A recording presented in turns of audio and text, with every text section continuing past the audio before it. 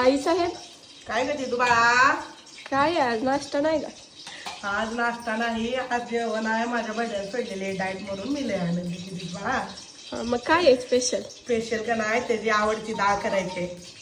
तर आपल्या माहीतच आहे सगळ्यांना, शेंगा चालू झाल्या त्या शेवग्याच्या.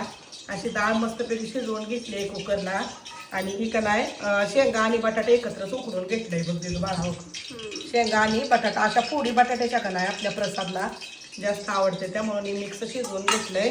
आणि ह्याच्यात अद्रक लसूण कोथिंबरची पेस्ट आहे.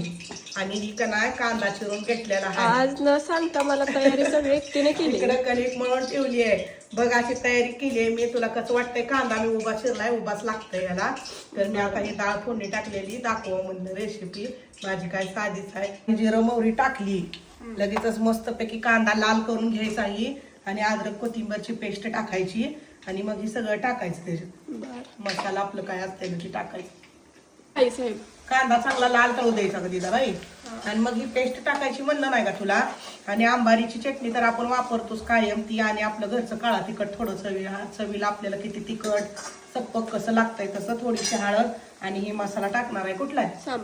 सांबर मसाला असा टाकणार आहे मी. तर आता तुला काय केल्यावर डायरेक्ट मी दाखवतो.